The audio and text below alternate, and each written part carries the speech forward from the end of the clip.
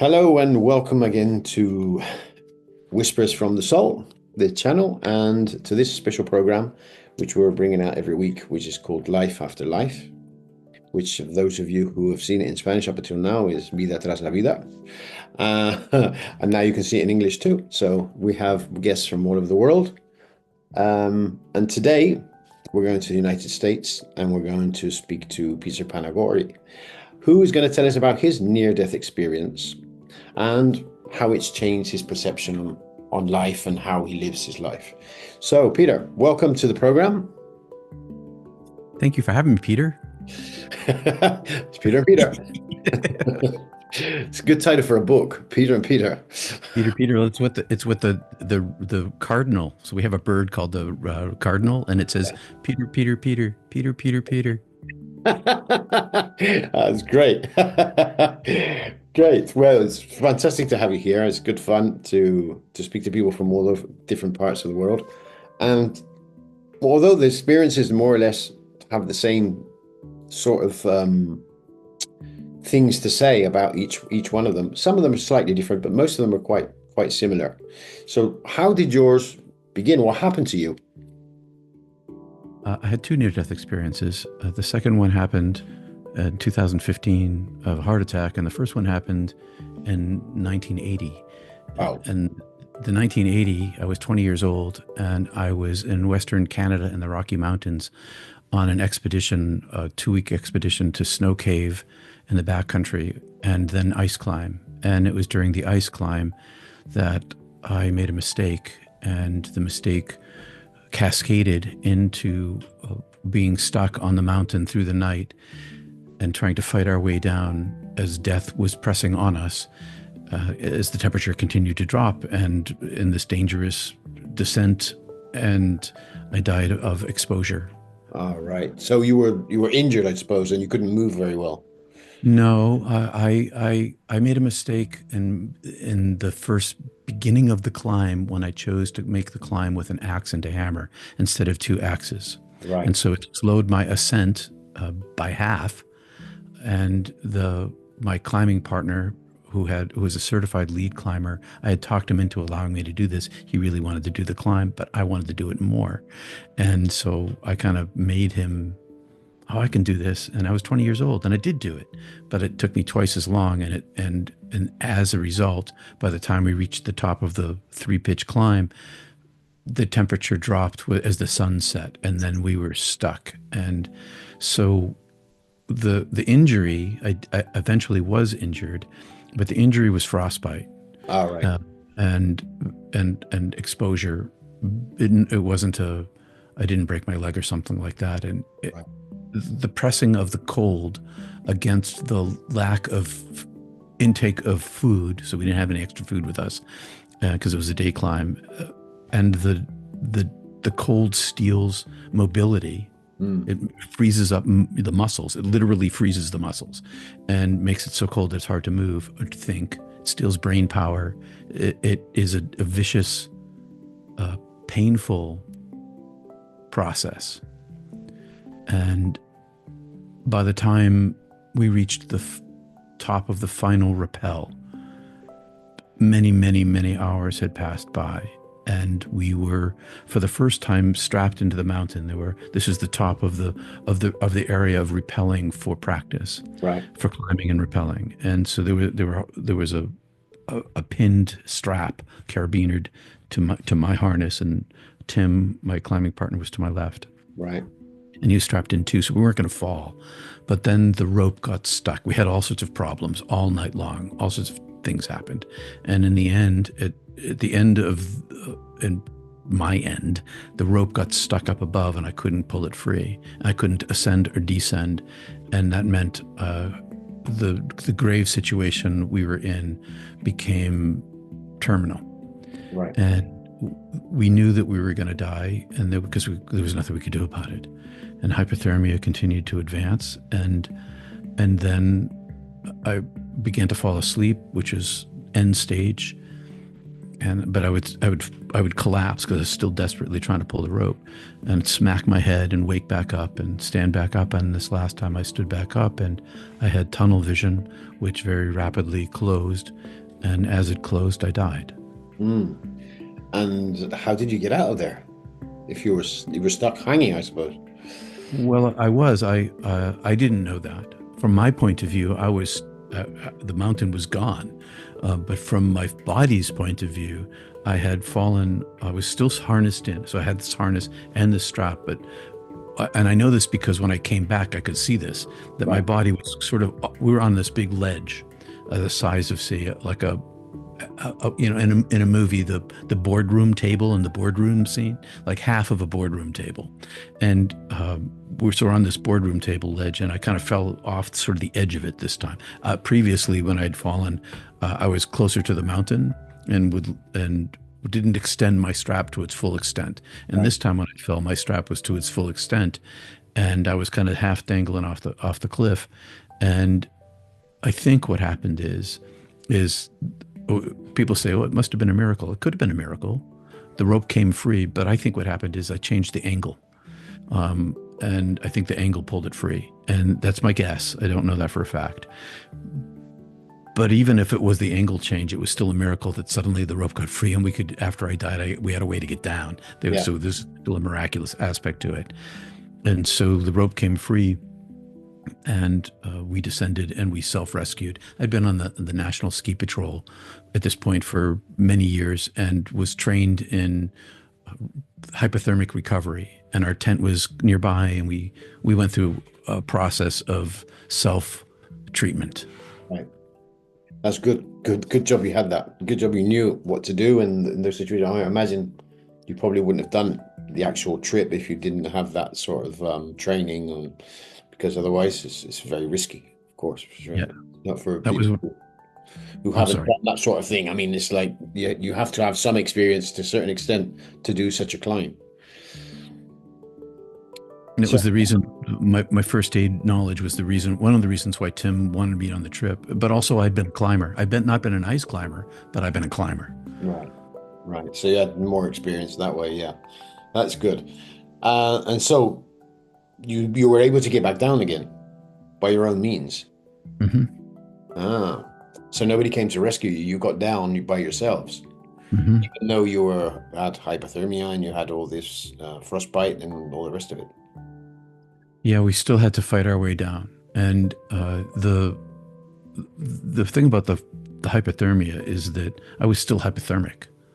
Yeah, Right, that didn't stop, and I still had blisters on my fingers and my toes, and so mobility was still difficult. But the drive for survival is a right. very, very powerful, natural animalistic thing. Yeah, it's in And every. that's yeah. Yeah, and that drive is what got you down. Yeah, yeah. Hmm. So you managed to get down, and so that was the. So you actually died on the mountain, and then you woke up again. Hmm. Mm. And in that experience, what did you feel? What did you see? A lot. Comparing it to other people's near death experiences. It was a big experience. I had lots of things happen, Yeah, and I was in timelessness. So from my point of view, they all seem to happen at the same time. yeah, But as I unpack it, as I have unpacked it, as I've reflected on it, there's a lot. And so, I guess in summary, I was as I died, I was half in and half out of my body, and this darkness was in front of me, hmm, and in the far distance of the darkness, a single illumination pinprick appeared and rushed toward me, communicated to me telepathically without language, "I'm taking you, you're coming with me." And I resisted, and it took me anyway. And I had these experiences of being in two places at once. I could see myself inside of this orb of consciousness from the outside, and I was also in the inside of this orb of consciousness. And my connection to my physical body was snipped. There was no silver cord connection anymore. I was made of light. I had a humanoid shape, but I was shaped like I was made of light. And I was aware of what was going on. I had no fear. Mhm. I was being spoken to with love and beauty, and also magnificence and um, impossibly large intelligence. And I was carried up back the direction this angelic being had come, this consciousness had come and collected me from. And then I was popped out of this orb of consciousness Right. and to a vast womb-like darkness that was the size of a galaxy. And I was alone in this galaxy, in the center of this galaxy, but there's nothing else in it but me. And I was this large, I keep looking at the moon behind you. I was like this moon-sized plasma ball of consciousness that myself was my identity and my perceptions. They were all one thing. Right. And I was in this contentment. I knew that this was my true self. I'd always been this thing. And then a whole lot of other things happened. The light came and collected me, and I went through a life review, and I was blessed and welcomed and made whole, and was expanded into love and light and beauty, to a place at which any more expansion I would have ceased to be a separate identity. And then I was entangled in this field of all of these other photons, an immense field of intertwined consciousness, and I was one of them, but the whole thing was one. And then I saw my soul self that had been called into being, and inside of that level of myself, I had all these lives that I had lived. A lot happened, and I saw all of the universe being made of love and light, and that I saw every human being was made of love and light at the core of their being, but nobody could see it. It was, people were blind to it, but I was told that the divine, the infinite divine, is not only unconditional love. Everything in our universe and all the universes are all made of the same substance of this divine love, and that love enfolds all of it back into itself, and that nothing is ever lost to it because it is all that there is, and it loves itself. And so all is well, and all has been well, and all will be well because of this divine love. And I saw my parents' faces. I saw them living life without me and living life with me from that point on. So and before you were born? Well, no, I saw them. I saw their lives, lifetime. Like I saw all of their suffering up to the point at which I died. Right. And then I saw their lives, and there was like one mom and dad. And then there was this separation where I saw them living the life with me if I lived again. Ah, right. The parallel lives, like Right, parallel parallel. lines. Right, exactly. Two different Okay. timelines. Okay, two different parallels. Yeah.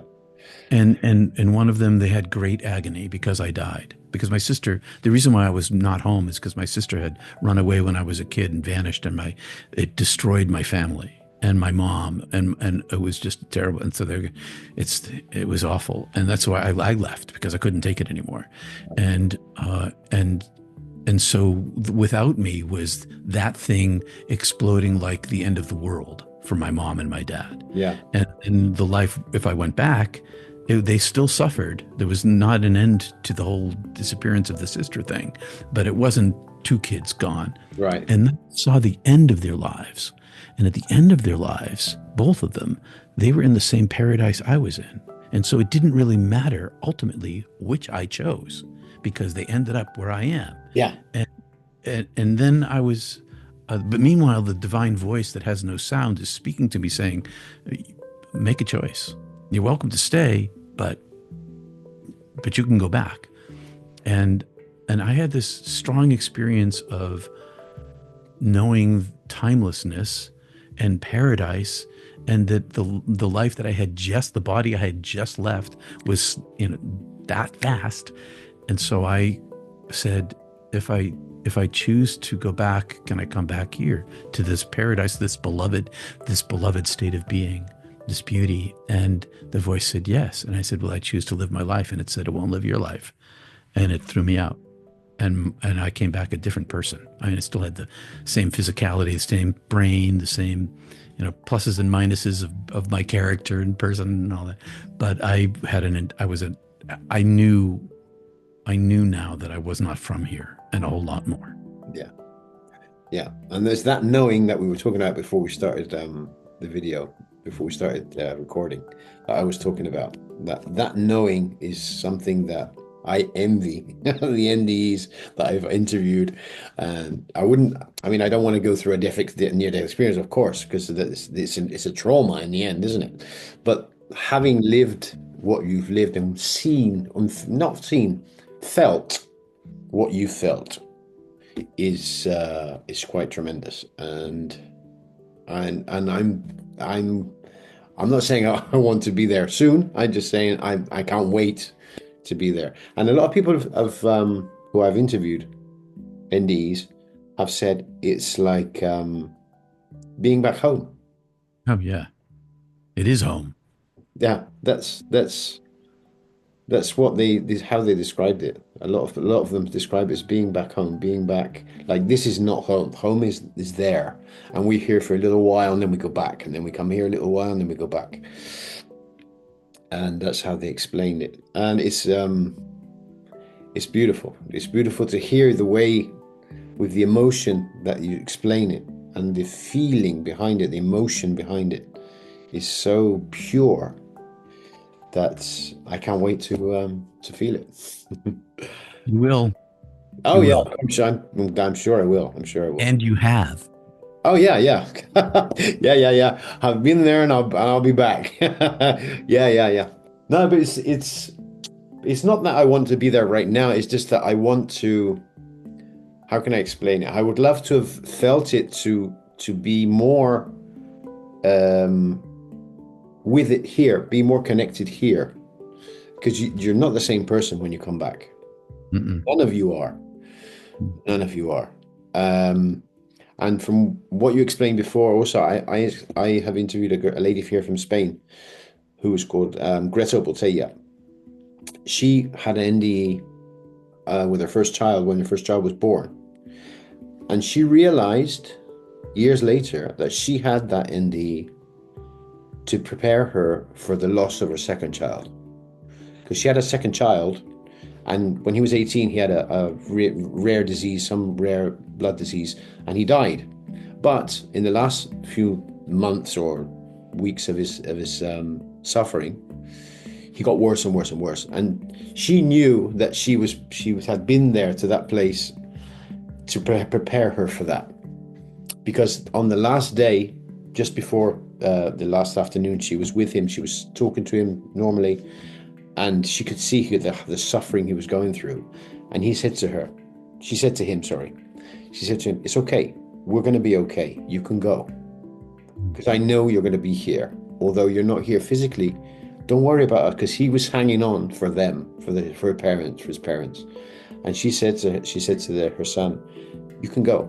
You can go. We're going to be okay. And I know you're going to be with me. She went outside to speak to her husband. 20 minutes later, he was dead. And that she knew, and she'd written a book about it too, but it's in Spanish. That experience, she would never have been able to go or say that to her son if she had not had the NDE. And she knew that she had the NDE because of that. She was preparing for that, and she had it years before. So it's a beautiful thing. It's a really beautiful thing. And how has it changed your life since then? Well, how has your perception changed? Oh, massively. It made me so that all I wanted was heaven here now. Mm. And so my trajectory of my life changed dramatically from the expectations of my family for my career. And I dove very deeply into my interior life through spiritual practice and study. I went to graduate school for that, to study mysticism, and I hid inside a Protestant denomination as a minister so that I could pursue my interior journey in a public sort of way and serve people, serve the divine, but do it in such a way that nobody would suspect, as Monty Python would say, nobody would suspect the Spanish Inquisition. And I was, I was, Yeah, that's right. right. So I was right. I was close to enough to religion that my eccentricities were overlooked, or yeah, they were overlooked. So my life is about trying to create enough space inside myself so that I can be in heaven now, which is now how I live, and it's true. And I realized, I became to understand through my studies, that a life of breath and mental focus, meditation of some kind, helps expand the space to make the room. And the more I make the room, the more heaven is here now. And so my longing, my feeling like I was subjected to exile Right. from home, has been mollified.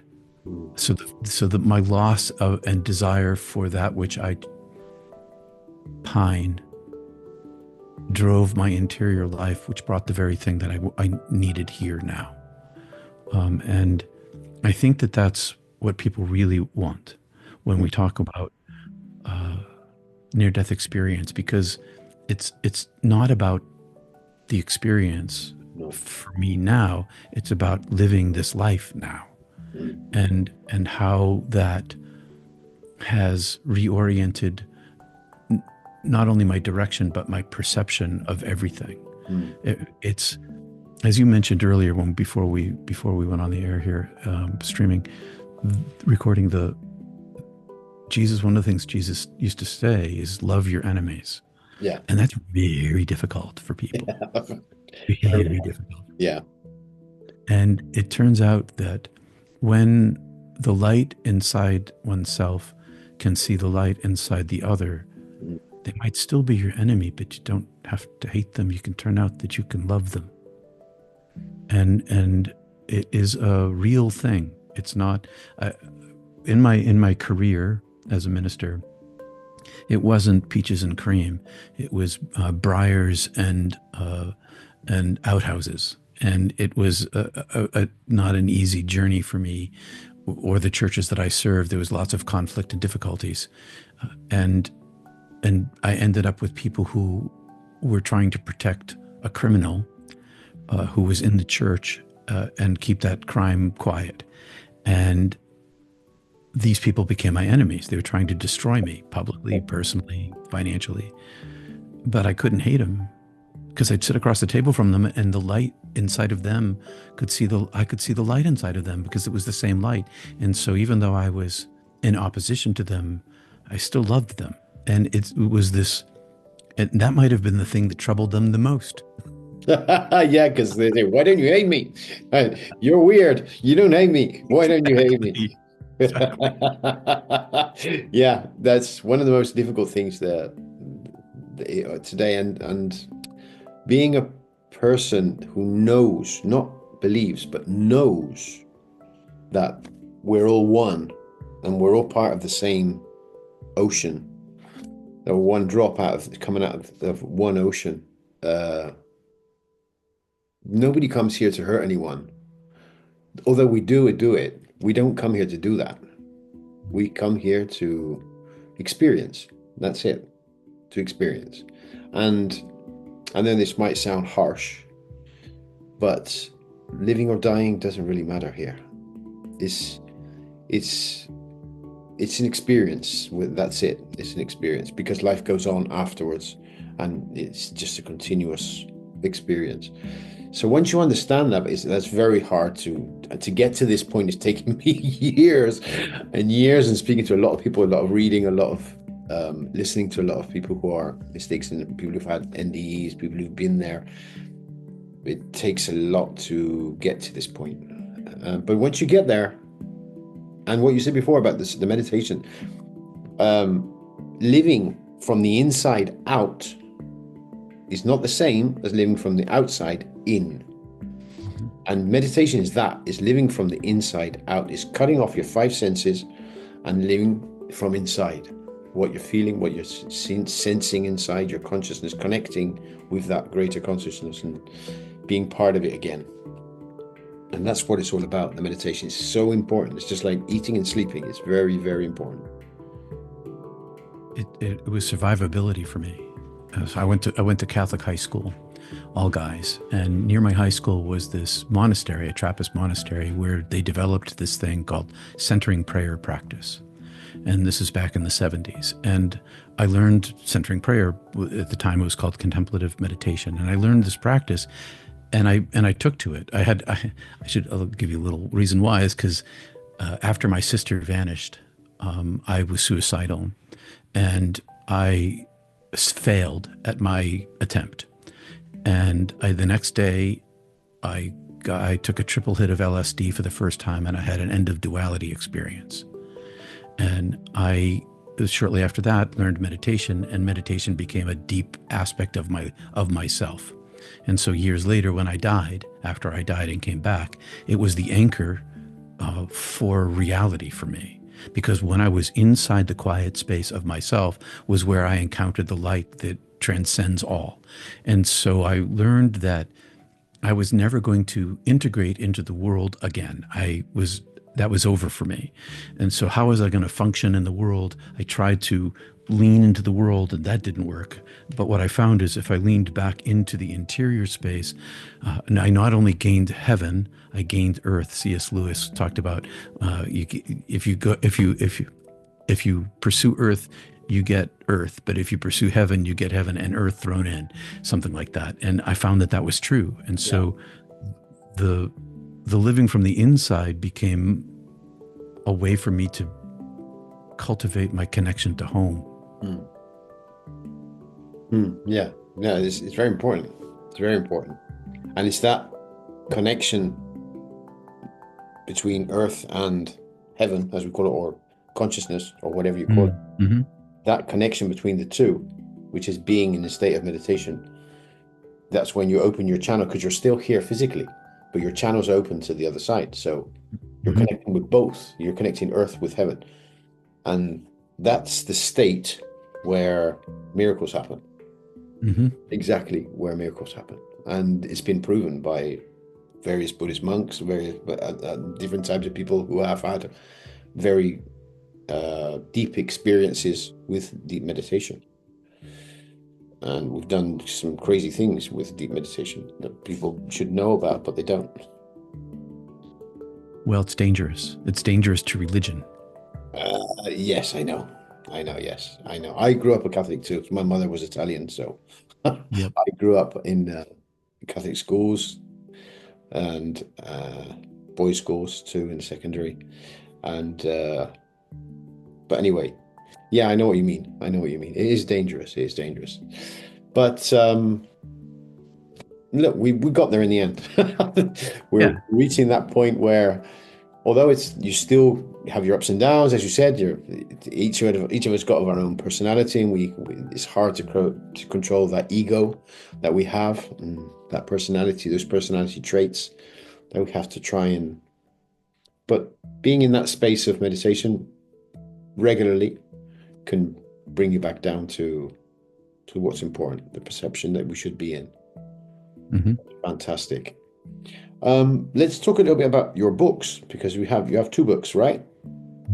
Heaven is Beautiful was the first one, which was the first experience you had when you were 20. Yes. And that just explains exactly what happened, what you saw, and how you lived your life afterwards, right? Pretty much, yeah. And it was actually my second book. It came out after I had a book before that, but it's the one that is the most important of the two, I think, for giving hope and helping people understand their own mystical experience. Yes. So it's the story of what happened to me and how I died and came back, and some of the stuff that happened after. And the other book, I had a TV show for 15 years, reached about 30 million people a year. Yeah. Wow. Uh, and I was recruited to this. So I was in the church, and this whole embezzlement thing happened, this crime. And at the end of that, I was like, done. I'm like, okay, I'm out. I'm out. And I got recruited to this, at the time, 80 something year old broadcast, the first of its kind in the United States, and had started on AM radio and became television back in the 50s. And I got recruited by the producer who was whose mother was a member of my church. And so I had 2 minutes every morning just before the weather to tell an inspirational story. Ah, And beautiful. so I did that for a long time. And from that work, I wrote 1,700 scripts over 15 years. And from that work, I produced my first book, which became a bestseller in my state. And it's a collection of 2 minutes, 2 minute stories, 240 words, that inspirational stories that are 99.9% true. I just often changed the characters of the location to protect the guilty and the innocent, Of course. and end with a prayer. And all the stories are about one subject, and that is love. It's always about that. It could be about black holes and neutron stars, but it's actually about love. Well, that's the main thing. That's the main thing here, isn't it? What we're talking about, really, is love. Because love is the end. It's the answer to everything. And there's another one. We've got 2 minutes for God. Is that That's the one. That's the one you're talking about? That's the one I'm talking That's about. the other book, right? So they're like short stories, and then you've participated in other books too. Yes, I have stories and anthologies, poetry published, and I've been referenced in quite a number of other books for my work, but also, and it turns out a bunch of fiction writers have brought me into used my name or my story with my permission, and a bunch of different books too. I have a little section of my shelf where novelists have included me. It's kind of a weird thing. It's fun though. It's super fun. My son, Yeah, why not? there's this writer, and he used to be a magazine publisher, and he's got this series of wardens in the backwoods, doing it's like a mystery police thing. Right. But it's quite successful. And one day, and he's got maybe 15 books. And one day I'm driving on the highway, and my son calls me on the phone. He's like, Dad, you're in this book. You're in this book.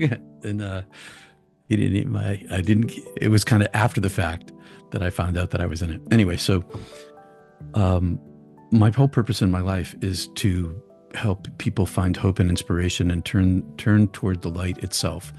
And so however I'm able to assist with that, that's what I was doing before I came out of the closet. I kept this a secret for 20 years. The whole time I was a minister, I didn't talk about this. Yeah. I was trying to bring the light. So the reason why I'm so open about it now is because I want other people to be open. The more people talk about their stories, near-death experience or mystical experience, the more it's talked about in the public square, the more normalized it becomes. The more normalized it becomes, the more opportunity we have for changing the trajectory of the human race. Because we're in a position now we've never been in before. Yeah. We fill all the corners of the earth. Yeah. We have this wonderful internet where I'm talking to you in Spain from my home. Yeah. Completely different. And near-death experience is on the rise, not just in the media, but because medical technology is making that happen. That's right. And there's investigations now all over the world. The EANS association is investigating it, which the actual, well, not the organizer, but the person who's in charge of the reunions of the NDEs in Spain is a friend of mine. We're in a WhatsApp group together, and there's a few other people too in that WhatsApp who are NDEs too. And the EANS organization is like, he organizes the annual meetings, and he speaks to the ones in the USA and the Canada and all over Europe. They're all over Europe now, because it started with Raymond Moody back in the 70s, and then that association started with a small group of people, and now it's got bigger and bigger and bigger. And of course, in the last 10 years, everybody's coming out of the closet and they started talking about an experience that happened 40 years ago or 30 years ago. Because before you couldn't, because you Mhm. would be nutty, you'd be locked away. Mhm. So that's good. That's a good thing because that's going to help. And I think we're in a moment now where the perception of the whole world is changing. It's in slowly, but it's starting to change. And I think this is the right moment for the people to talk about it, as openly as possible. Absolutely. Me too. I 100% agree. And each NDEer, we come back with this connection to home that's a living thing inside of us. And even when we were all in the closet before, it was still leaking out all over the place. You can't Yeah. stop this thing from leaking out. So it's having impacts in our relationships, no matter what we do, whether we wanted to or not. And that energy field is bigger now than it's ever been because there's always been near-death experience, Oh and yeah. it's all through history. It's just Yeah. that proportions are very different than Yeah. they used to be. Yeah. Yeah, and of course you can openly talk about because before if you talked about those sort of things, no, no, you were dreaming. It was a Oh dream. yeah, yeah. I kept it secret for that very reason. And I was working in the place where you should be able to talk about deep spirituality, but I'll tell you, I wasn't allowed to. So I kept it a secret too. I was a secret keeper. No, it's a shame. It really is a shame. But I'm so happy now because I'm so happy that people are talking about all the time, and there is official investigations going on around the world Hmm. about into what all this is about. And hopefully we can, like Greg Braden usually says, we're trying to make that connection between spirituality and science, and Hmm. finally let the two meet somewhere because they're talking about the same thing, but we just give it different terminology, as Greg Braden says throughout history. I'm all for the science end of it. I want the scientific proof to convince the skeptics, and that's why the IANS group is so important Yeah, in their scientific research. And I'm a supporter. I'm a member, and I'm a fan, and I'm thumbs up. IANDS.org. that's it. IANDS.org. That's It's worth it. taking a look. They have a new website too. So their website is slicker than not slick in a negative sense, but slick in a clear, presentable, modern. It's really Yeah, great. I just looked at it. yeah. It's a good idea because that if there is anyone listening now or watching us that's had an NDE experience or think they have, but Mhm. haven't spoken to anyone about it, go to this webpage, iands.org, and investigate because there's someone there who's going to open to talk to you and to hear about your experience, and they know exactly what you're talking about. They're not going to look at you weird, and they're not going to look at you in a strange way and say you were doing this or you're dreaming or you're nuts, because they know what they're talking about and what you're talking about because they've been there. So it's a good time to reach out for that. It's good. I'm glad you mentioned it, Peter. No, you're welcome, Peter. And you can reach out to me too. I mean, this is actually my specialty for counseling. So I help people understand what happened to them, and the reason why I'm able to do that is I've had the experiences, and I did it on my own. I kept my secret for 20 years, and also I was a pastoral counselor, helping people in the deepest, darkest parts of their lives. So IANS has a page that you can go and look and see what the symptoms are. And you can say, oh, I have that one. Oh, I have that one. Oh, I have that. Oh my gosh. This Yeah. could be me. Yeah, yeah, and there are a lot in common. There may be a couple of different changes, different things, Hmm. in maybe the things you see or people you meet or what people, spirits you meet, because each person has different experience in that way. Have you heard? Now we're talking about this, NDEs in general. I suppose you've met other NDEs. Hmm. Have you met anyone who's had a negative experience? Hmm. Because I I haven't have. interviewed anyone who's had a negative experience yet. So I'm interested to find out, what sort of experience they had. Well, there are those who have hellish experiences, and I had a what I would call reaching back into the Catholic background here, the purgative fire of divine love experience, where I had a hellish experience in the midst of all of this, but Ah, also right. healing and wellness, and it wasn't judged. I wasn't being judged. I was seeing my actions, my hurtful actions to other people from their perspective in comparison to unconditional pure love. Yeah. And but then there were the people, and so I got out of that. I kind of passed through that and was welcomed in. And I know a bunch of people like that, 4 or 5 people who've kind of passed through that kind of experience. But there are people who don't pass. They go into like a hell of darkness, and they don't come out the other side. And they're around. And I have a theory, and it's only a theory. It's not what I know. It's what I think. Is I have that a they theory too. I have a Well, let's theory. compare. Let's compare. And my theory is that they weren't there long enough to get out, and that's part one. If they had stayed longer, they would have found the light would have appeared to them and pulled them out. Yeah. Um, should they choose to look for it? And the other part of it is that for all near-death experiences, we all get the one that we need. It's not like it's each near-death experience is custom, compassionately made, and reforms our life in this world. And so, back when I was in television, the people I was working with tried to get me on this national Christian super evangelical right side church broadcast, and I was like, no, don't try to get me on there. I'm a near-death experience here. This is not going to be, It's and not going to go down well. it's not going to go well. But in the middle of all of that, I started watching them, and they had this near-death experiencer on who went to hell, and he didn't come out the other side. He totally transformed his life. He came back and he stopped all the bad, and he was doing bad things. I mean, he was doing bad things, and he Bad stopped all the bad things and he was reformed. It was from the inside out, he was reformed. And so the direction of his life was entirely different. So the two parts, you get the NDE you need, and that maybe they weren't in hell long enough to get out before they came back. And yours, what do you think? I believe that one part of us, our consciousness, also depends on what's been drummed into you here too.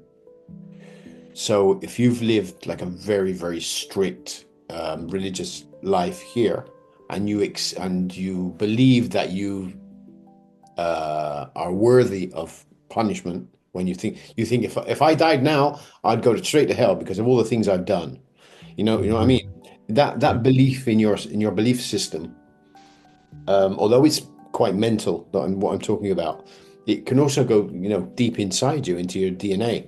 And so when you die, or when you go cross over, or when you croak, as some people say, um, I believe that's what they're expecting to see, and that's what they see. The same as when people cross over and they see people they love, that the person they've had most connection with here is the first person they meet when they go there. Of course, that's convenience, as you said. That's what the other side prepare for you because it's tailor made, and Mm. of course you're still trying to work out what's going on because you're just passing over. You say, where am I? And of course, seeing a face that you know or you have a lot of connection with in this life helps you, make that much more smooth. Yep. So I think I believe that it has to do also with your consciousness here of what you're expecting. That Although could be true. it's completely the opposite. It could be true in some cases because I mean I did go to a hell, and that's dominant in the Christian tradition. I wasn't judged, so that part didn't line up. That's right. But Now, but judgment, none of them feel judgment. No one. No there's one no I've judgment. ever spoken to have ever felt judgment. And I've heard one person say what you said, where they go through a revision of their life and they see through the eyes of the persons they've done bad to, but with no judgment whatsoever. Yep. The only person who's judging you is you, Yep. saying, "Oh, I've done this wrong. I have to do that again, or I have to fix this with this person. Or I have to fix."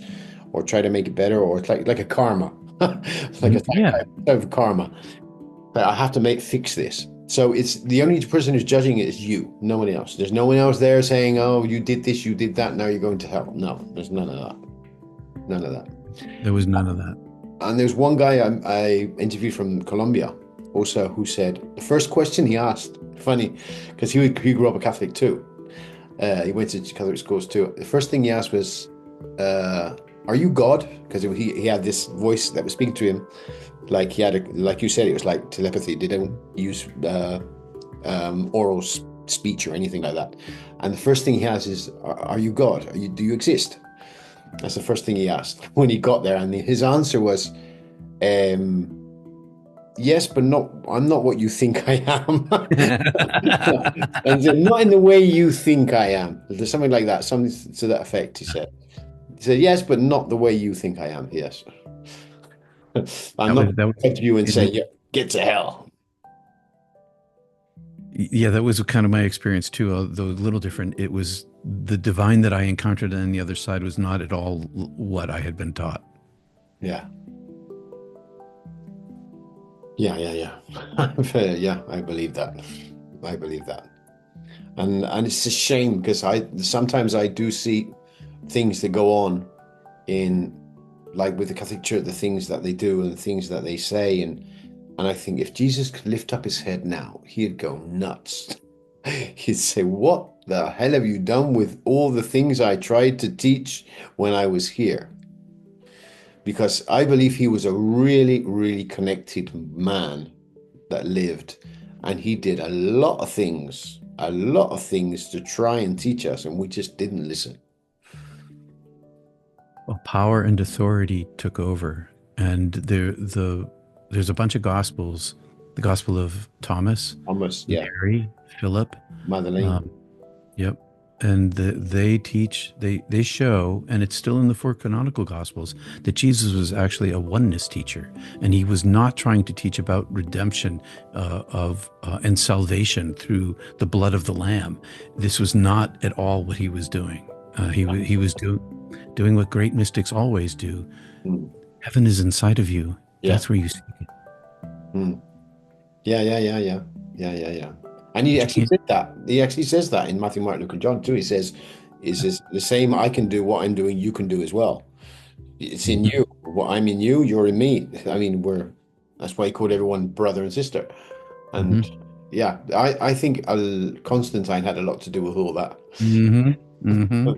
The changing of the Gospels and trying to make peace in his land because of all the different types of Christians there were fighting between them, between each other, and saying, okay, well, we'll just make one Christianism, we'll make one book called the Bible, and we'll put this in it, this in it, this in it, and this is one thing. Even I've become a Christian, and he did.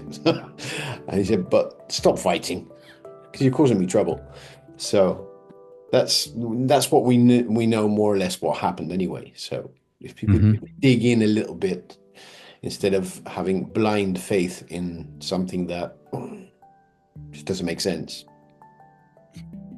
just doesn't make Yeah. sense. All for the betterment of the political state or the religious state. Power. Yep. It's all to do with power. It's like what Denzel Washington said in the Gladiator 2, the new film. It's all to do with power. Power. It's all power. And that has not changed. No, and it never will. As long as human race is here on the earth, it's never going to change. Not in political, not in religious, not in geographical. It's all the same. It's just power, power, power, and it's getting You worse. go. It's getting worse. But Mhm. anyway, we'll. But we have an opportunity now to swing around to where we began, was that the more near-death experiences and other mystical experiences bring this into the public square, the more we recognize our shared humanity, the more likely we can nudge humanity in a direction of Mm, being, I want to say, humanist yeah, and and kind and loving. It's the only chance we've ever had that actually has the potential to overcome the power and the authoritarianism that is that is lodged in the egoic structure of the mind. Yeah, well said. It's true. Yeah, no, I believe because there's more and more programs like this one now that are all over the world. So hopefully, people are going to start to listen, listen and practice too. You know, practice meditation, practice different ways of different perception, instead of going into this division of wokeness as well. This is another division that's appeared in the last few years. That's all it's doing is separating people. That's all it's doing. That's all it's doing. All of these tribalisms, they're all tribalisms, and all these tribalisms separate people. And it's natural and human to have tribes. I mean, that's how we survived as societies. But now we are on one. We're shoulder to shoulder on the earth. And none of the political systems or economic systems we've tried has ever been unitive for us.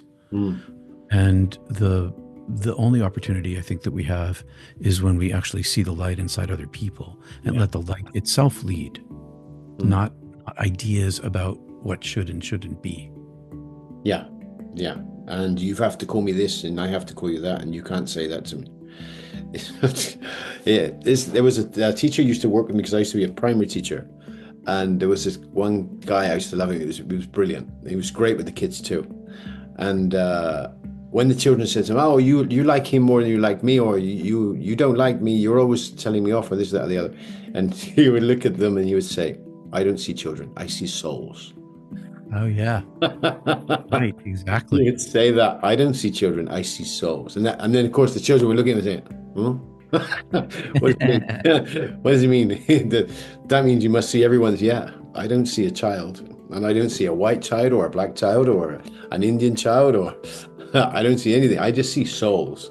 And once you look past that, they can't say anything. Right, and that's where the unity of humanity exists. That's right. That's right. That's it.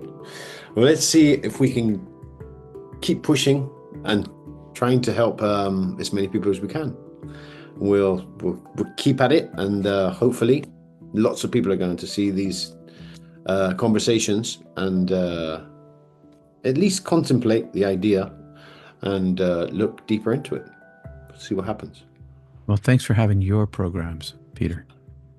I do my best to see if it gets a little bit more viewing time and growing slowly, and see if we can get to as many people as we can. That's the idea. That's the only reason why I'm doing it.